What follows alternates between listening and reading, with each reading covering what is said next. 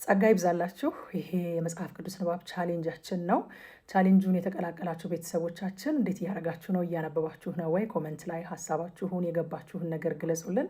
ያልተቀላቀላችሁ ተቀላቀሉን። ደግሞ ሁልጊዜ ቲክቶክ ላይ ማታ ማታ 3 ሰዓት በጥልቀት የምናጠናበት ፕሮግራም ስላለ እዛ መታችሁ ጆይን አድርጉን። የዛሬ 6ኛ ቀን ላይ የምናነበው ምዕራፍ 16፣ 17 እና 18 ነው። ከ16 ጀምሮ በጌታ በኢየሱስ ስም አነበዋለሁ። የአብርሃም ሚስት ሶራ ግን ለአብራም ልጅ አልወለደችለትም ነበር። ስሟ አጋር የተባለ ግብፃዊት ባሪያም ነበረቻት። ሶራም አብራምን እነሆ እንዳልወልድ እግዚአብሔር ዘጋኝ፣ ምናልባት ከእርሷ በልጅ ታነጽ እንደሆነ ወደ እርሷ ግባ አለችው። አብራምም የሶራን ቃል ሰማ። አብራምም በከነዓን ምድር 10 ዓመት ከተቀመጠ በኋላ የአብራም ሚስት ሶራ ግብፃዊ ባሪያዋን አጋርን ወስዳ ለባሏ ለአብራም ሚስት ትሆነው ዘንድ ሰጠችው። እርሱም ወደ አጋር ገባ፣ አረገዘችም። እንዳረገዘችም ባየች ጊዜ እመቤቷን በዓይኗ አቃለለች። ሶራም አብራምን መገፋቴ ባንተ ላይ ይሁን፣ እኔ ባሪያዬን በብብትህ ሰጠውህ። እንዳረገዘችም ባየች ጊዜ እኔን በዓይኗ አቃለለችኝ፣ እግዚአብሔር በእኔና ባንተ መካከል ይፍረድ አለችው። አብራምም ሶራን እነሆ ባሪያሽ በእጅሽ ናት፣ እንደ ወደድሽ አድርጊባት አላት። ሶራም ባሰቃየቻት ጊዜ አጋር ከፊቷ ኮበለለች። የእግዚአብሔር መልአክም በውሃ ምንጭ አጠገብ በበረሃ አገኛት። ምንጩም ወደ ሱር በምትወስደው መንገድ አጠገብ ነው። እርሱም የሶራ ባሪያ አጋር ሆይ ከወዴት መጣሽ? ወዴትስ ትሄጃለሽ? አላት። እርሷም እኔ ከመቤቴ ከሶራ የኮበለልኩ ነኝ አለች። የእግዚአብሔር መልአክም ወደ እመቤትሽ ተመለሺ፣ ከእጇን በታች ሆነሽ ተገዢ አላት። የእግዚአብሔር መልአክም ዘርሽን እጅግ አበዛለሁ፣ ከብዛቱም የተነሳ አይቆጠርም አላት። የእግዚአብሔር መልአክም አላት እነሆ አንቺ ጸንሰሻል፣ ወንድ ልጅንም ትወልጃለሽ፣ ስሙንም እስማኤል ብለሽ ትጠሪዋለሽ፣ እግዚአብሔር መቸገርሽን ሰምቷልና። እርሱም የበዳ አህያን የሚመስል ሰው ይሆናል። እጁ በሁሉ ላይ ይሆናል፣ የሁሉም ደግሞ እጅ በእርሱ ላይ ይሆናል። እርሱም በወንድሞቹ ሁሉ ፊት ይኖራል። እርሷም ይናገራት የነበረውን የእግዚአብሔርን ስም ኤልሮኢ ብላ ጠራች።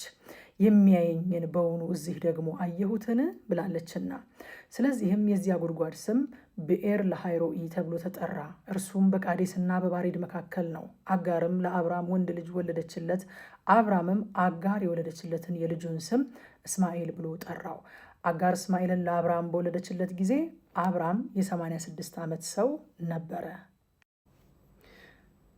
ምዕራፍ 17 አብራምም የ99 ዓመት ሰው በሆነ ጊዜ እግዚአብሔር ለአብራም ተገለጠለትና እኔ ኤልሻዳይ ነኝ፣ በፊቴ ተመላለስ፣ ፍጹምም ሁን፣ ቃል ኪዳኔንም በእኔና ባንተ መካከል አደርጋለሁ፣ እጅግም አበዛሃለሁ አለው። አብራምም በግንባሩ ወደቀ። እግዚአብሔርም እንዲህ ብሎ ተናገረው፣ እነሆ ቃል ኪዳኔ ከአንተ ጋር ነው፣ ለብዙ አሕዛብ አባት ትሆናለህ። ከዛሬ ጀምሮ እንግዲህ ስምህ አብራም ተብሎ አይጠራም፣ ነገር ግን ስምህ አብርሃም ይሆናል፣ ለብዙ አሕዛብ አባት አድርጌሃለሁና። እጅግም አበዛሃለሁ፣ ሕዝብም አደርግሃለሁ፣ ነገሥታትም ካንተ ይወጣሉ። ቃል ኪዳኔንም በእኔና ባንተ መካከል ካንተም በኋላ ከዘርህ ጋር በትውልዳቸው ለዘላለም ኪዳን አቆማለሁ። ለአንተና ካንተ በኋላ ለዘርህ አምላክ እሆን ዘንድ በእንግድነት የምትኖርባትን ምድር የከነዓን ምድር ሁሉ ለዘላለም ግዛት የሆንህ ዘንድ ለአንተና ካንተ በኋላ ለዘርህ እሰጣለሁ፣ አምላክም እሆናቸዋለሁ። እግዚአብሔርም አብርሃምን አለው፣ አንተ ደግሞ ቃል ኪዳኔን ትጠብቃለህ፣ አንተ ካንተም በኋላ ዘርህ በትውልዳቸው በእኔና በአንተ መካከል ከአንተም በኋላ በዘርህ መካከል የምትጠብቁት ቃል ኪዳኔ ይህ ነው። ከእናንተ ወንድ ሁሉ ይገረዝ፣ የቁልፈታችሁን ሥጋ ትገረዛላችሁ። በእኔና በእናንተ መካከል ላለውም ቃል ኪዳን ምልክት ይሆናል። የ8 ቀን ልጅ ይገረዝ፣ በቤት የተወለደ ወይንም ከዘራችሁ ያይደለ በብርም ከእንግዳ ሰው የተገዛ ወንድ ሁሉ በትውልዳችሁ ይገረዝ። በቤትህ የተወለደ በብርህም የተገዛ ፈጽሞ ይገረዝ።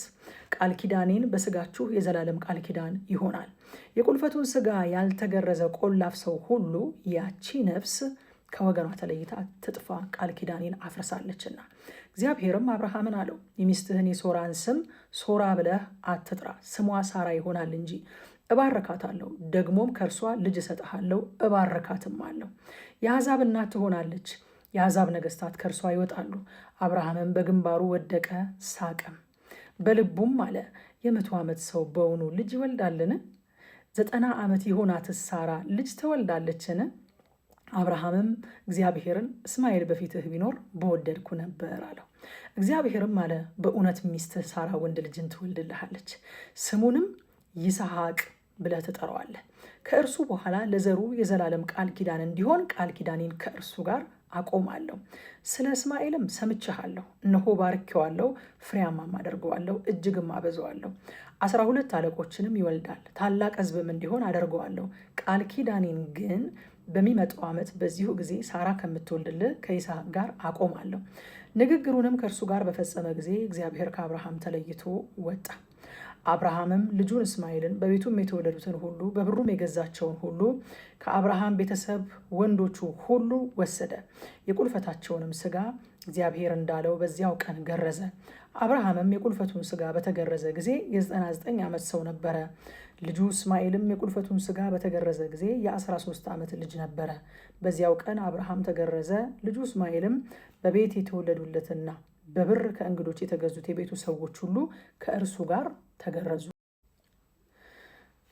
ምዕራፍ 18 በቀትርም ጊዜ እርሱ በድንኳኑ ደጃፍ ተቀምጦ ሳለ እግዚአብሔር በመምሬ አድባር ዛፍ ተገለጠለት። ዓይኑንም አነሳና እነሆ 3 ሰዎች በፊቱ ቆመው አየ። ባያቸውም ጊዜ ሊቀበላቸው ከድንኳኑ ደጃፍ ተነስቶ ሮጠ፣ ወደ ምድርም ሰገደ፣ እንዲህም አለ፣ አቤቱ በፊትህ ሞገስ አግኝቼ እንደሆነ ባሪያህን አትለፈኝ ብዬ እለምንሃለሁ።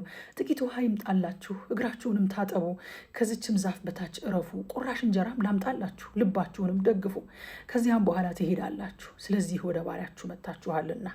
እነርሱም እንዳልክ አድርግ አሉት። አብርሃምም ወደ ድንኳን ወደ ሳራ ዘንድ ፈጥኖ ገባና 3 መስፈሪያ የተሰለቀ ዱቄት ፈጥነሽ አዘጋጂ፣ ለውሹም እንጎቻ አድርጌ አላት። አብርሃምም ወደ ላሞቹ ሮጠ፣ እጅግ የሰባም ታናሽ ጥጃ ያዘና ለብላቴናው ሰጠው፣ ያዘጋጅም ዘንድ ተቻኮለ። እርጎና ወተትም ያዘጋጀውንም ጥጃ አመጣ፣ በፊታቸውም አቀረበው። እርሱም ከዛፉ በታች በፊታቸው ቆሞ ነበረ። እነርሱም በሉ። እነርሱም ሚስትህ ሳራ ወዴት ናት አሉት። እርሱም በድንኳኑ ውስጥ ናት አላቸው። እርሱም የዛሬ ዓመት እንደ ዛሬው ጊዜ ወደ አንተ በእውነት እመለሳለሁ፣ ሚስትህ ሳራም ልጅን ታገኛለች አለ። ሳራም በድንኳን ደጃፍ በስተኋላ ሳለች ይህንን ሰማች። አብርሃምና ሳራም በዕድሜያቸው ሸምግለው ፈጽመው አርጅተው ነበረ። በሴቶች የሚሆነው ልማድ ከሳራ ተቋርጦ ነበረ። ሳራም በልቧ እንዲህ ስትል ሳቀች፣ ካረጀው በኋላ በውኑ ፍትወት ይሆንልኛልን? ጌታዬም ፈጽሞ ሸምግሏል። እግዚአብሔር አብርሃምን አለው፣ ካረጀው በኋላ በውኑ እወልዳለሁን ስትል ሳራ ለምን ሳቀች? በውኑ እግዚአብሔር የሚሳነው ነገር አለን?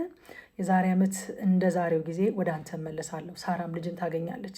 ሳራም ስለፈራች አልሳቅኩም ስትል ካደች። እርሱም አይደለም ሳቅሽ እንጂ አላት። ሰዎቹም ከዚያ ተነስተው ወደ ሰዶም አቀኑ። አብርሃምም ሊሸኛቸው አብሯቸው ሄደ። እግዚአብሔርም አለ፣ እኔ የማደርገውን ከአብርሃም እሰውራለሁን?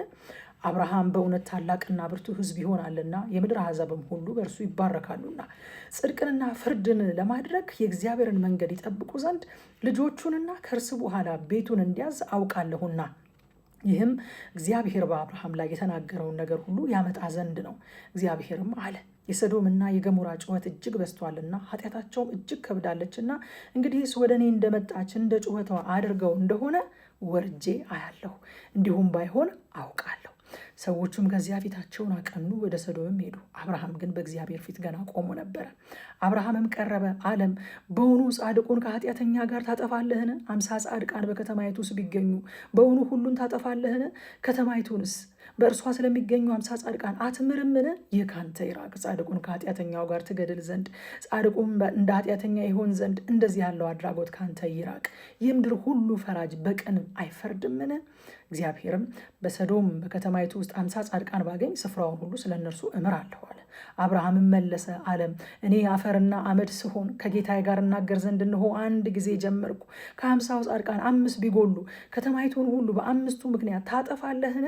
ከዚያ 45 ባገኝ አላጠፋትም አለ። ደግሞም ተናገረው እንዲህም አለ፣ ምናልባት ከዚያ 40 ቢገኙሳ?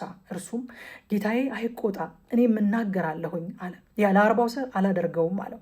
እርሱም ጌታዬ አይቆጣ፣ እኔ እናገራለሁ። ምናልባት ከዚያ 30 ቢገኙሳ አለ።